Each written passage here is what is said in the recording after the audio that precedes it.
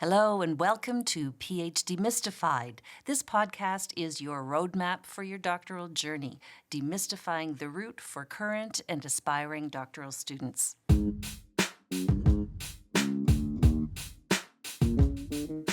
Our goal is to shine a bit of light on the unwritten rules and values of the academy. We would like to answer your questions, bring some clarity to the ways of the academy, and hopefully make your academic life more enjoyable. I'm Dr. Julianne Burgess, Adjunct Professor at Brock University. And I am William Ankoma, Assistant Professor of Education at St. Francis Xavier University. We are diverse folks and diverse perspectives, and we are also recent grads.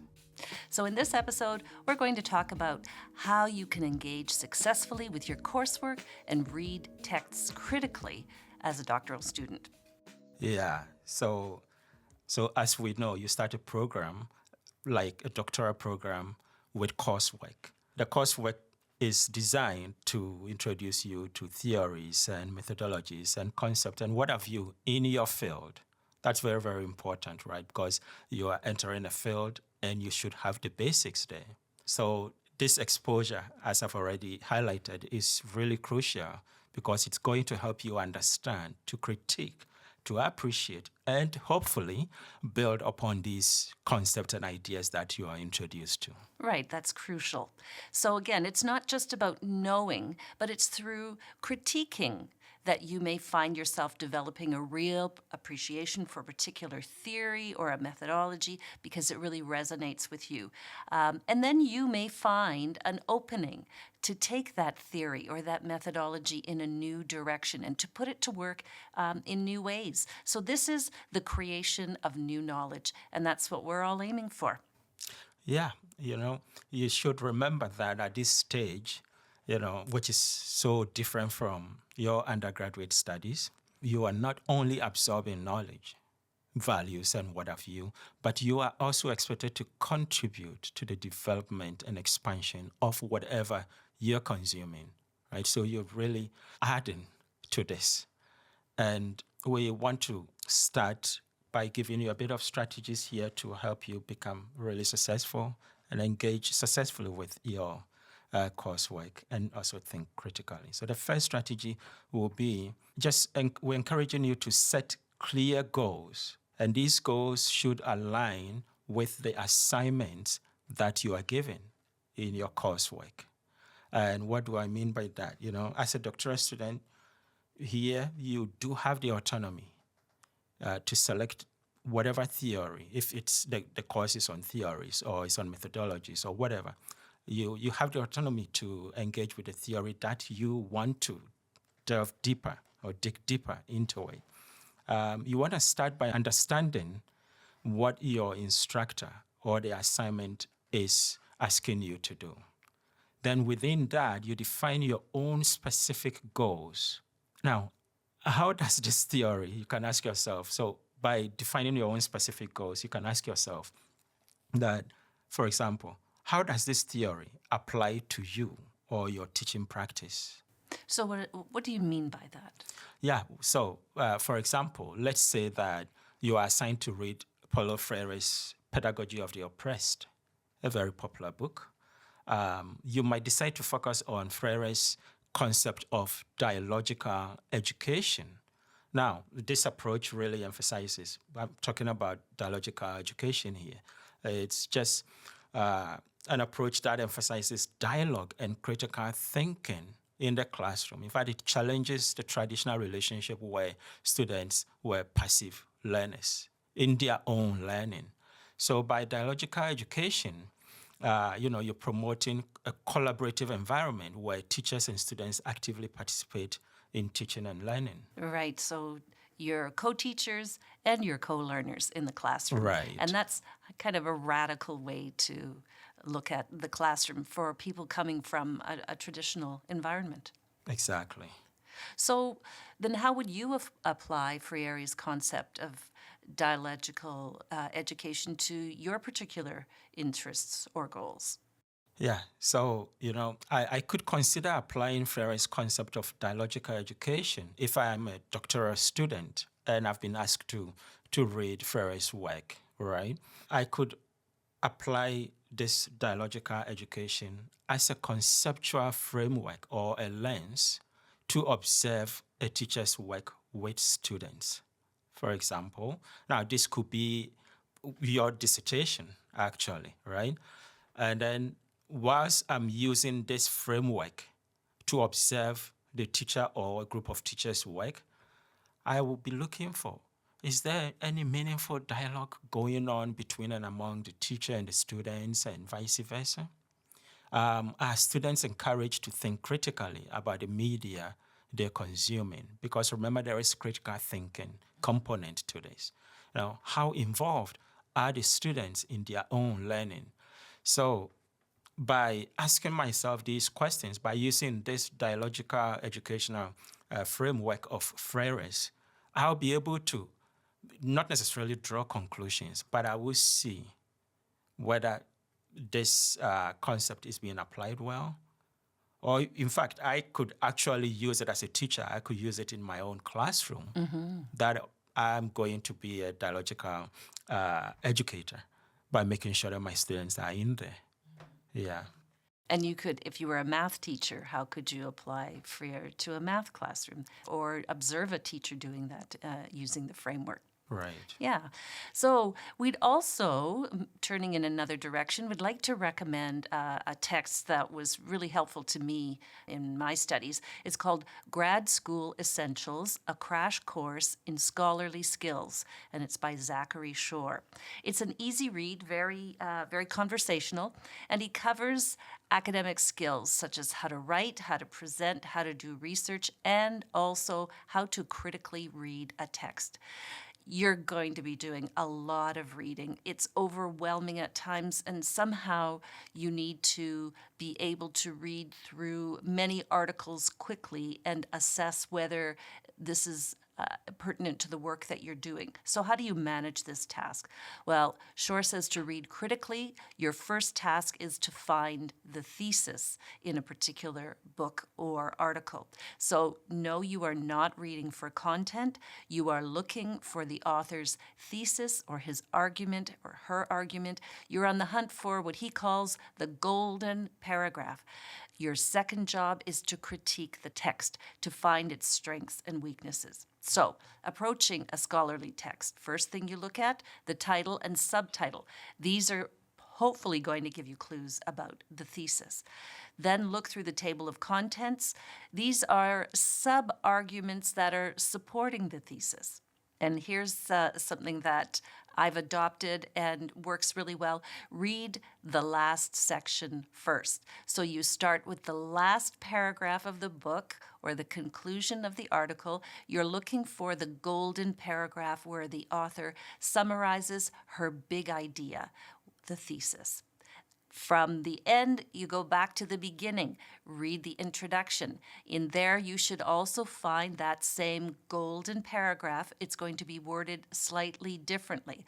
So this is where it's a really good idea to take notes, to be able to restate in your own words, rewrite the key sections of that paragraph, rewrite the thesis in your own words. It's a powerful tool that will aid in your understanding.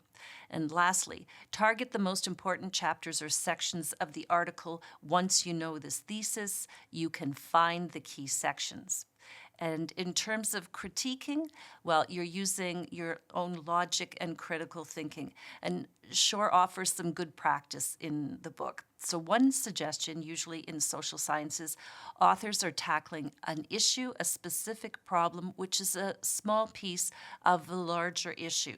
So you need to find out how this paper links to something larger. And using your example of Freire's pedagogy, perhaps in a math classroom. So take this notion of teaching math with a Freirean framework and link it to a larger issue, such as equity in the classroom. How well does this approach create a more equitable classroom, a more equitable society?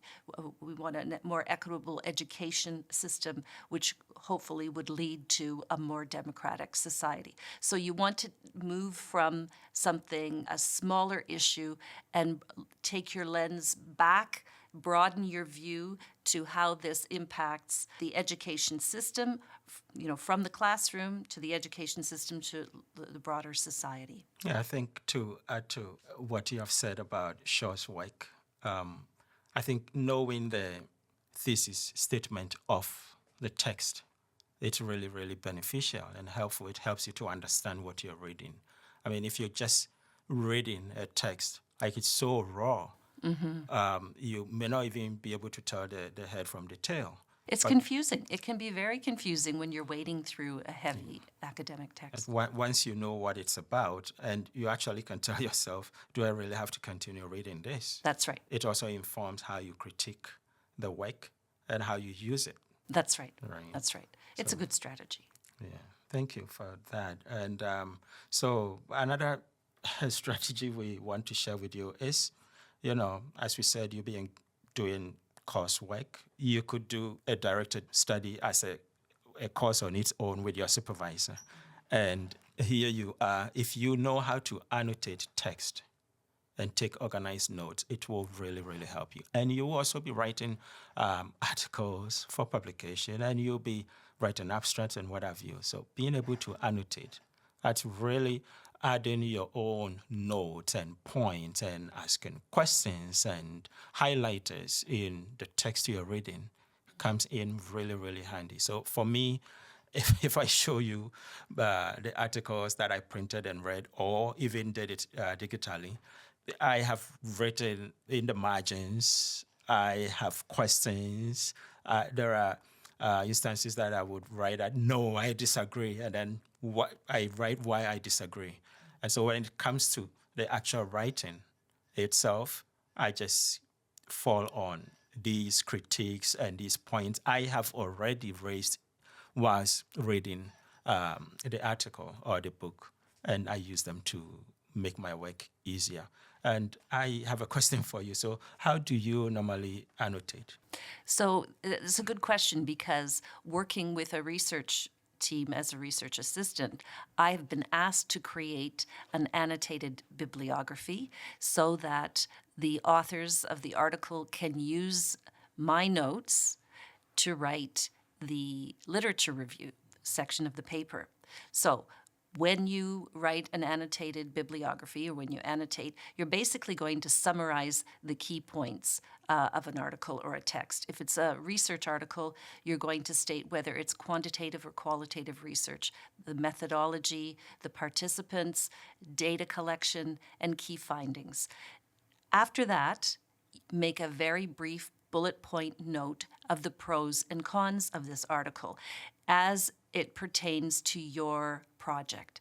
So for the pros, you might make a point of saying that this is a mixed methods study and it presents a unique perspective on perhaps, well, let's say literacy engagement in outdoor settings. So you want to state the pros of the article, why this is a valuable article.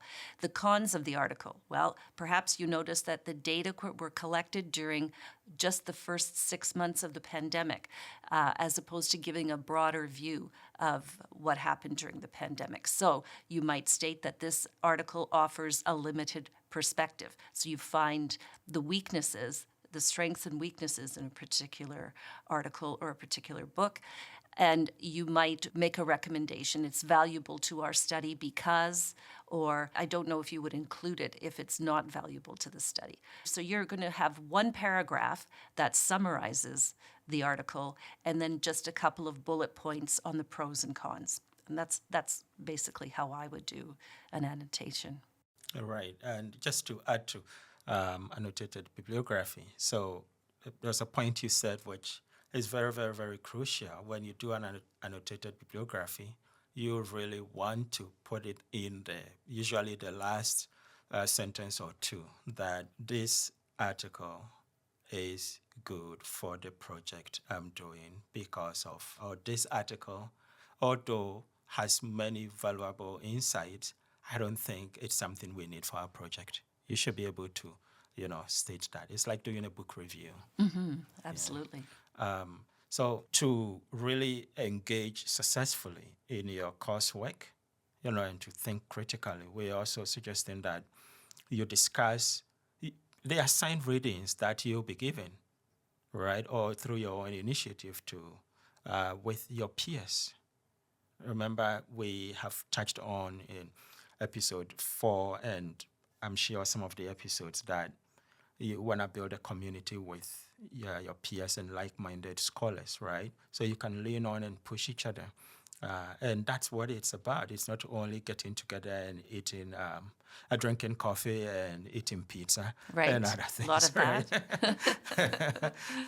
So, as you know, doctoral studies can often feel isolating. So, have these groups, and you may only need one or two. Not many people are pursuing doctoral programs. We know that. So if you have one or two, you're doing great. And if you have more than that, that's wow, good for you.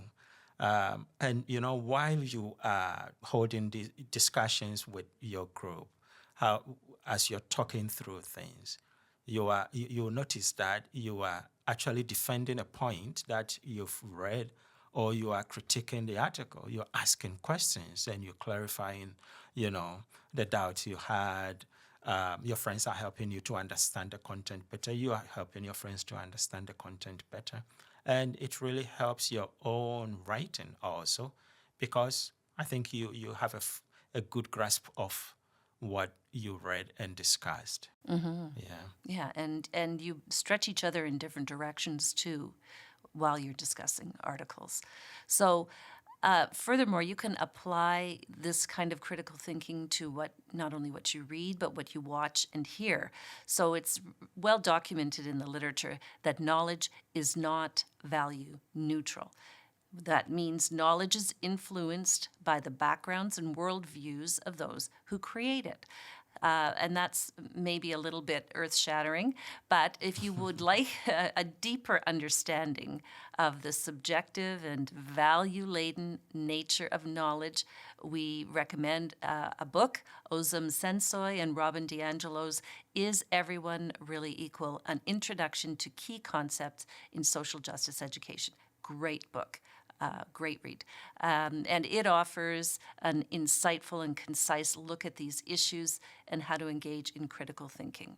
So, point is to question what you read. That's essentially what we're saying. So, William, what does that mean to you? Yeah. If you're questioning what you read, what you hear, including what your professor says in class about what you read, you really need to assess the strengths and weaknesses of these arguments. You need to check for biases and consider the quality of the evidence, if evidence is presented at all. If there is no evidence, you ask yourself, again, whose truth, whose facts, whose beliefs, whose ideas, whose accent, whose language are being presented as the standard or norm, and why? What about other ways of knowing, being, doing, speaking? So ask questions. In fact, your job as a critical scholar is to be a critical thinker. That's the bottom line. And another strategy is to read widely from different sources and different authors. It's one of the most enriching strategies that you can apply to your doctoral studies. It's a great way to expand your knowledge in a specific field. Reading widely will also help you to gain perspectives from different disciplines, cultures, and viewpoints. And by engaging with a variety of sources and authors, you will significantly enhance your knowledge and understanding of the world around you. Yeah, things are really interdisciplinary. So it's really great to know what is out there instead of being really narrow in your field, or it's just what pertains in your field. It's great to see what others actually think of your field. It's only by reaching out that you can know. So, as we are wrapping up this episode, we want to say that try to have a plan that works for you in place to help you become successful in your coursework. Because you would need some of, good grades and what have you when you're applying for scholarships, right? You would want to show something. You also want to be proactive and avoid procrastination as much as possible. Procrastination is my middle name. Yeah, I hear you. So it's really important that, you get on it. I think that some of the unwritten and unspoken things in doing your doctoral studies is that people try to busy themselves with other things other than their doctoral work.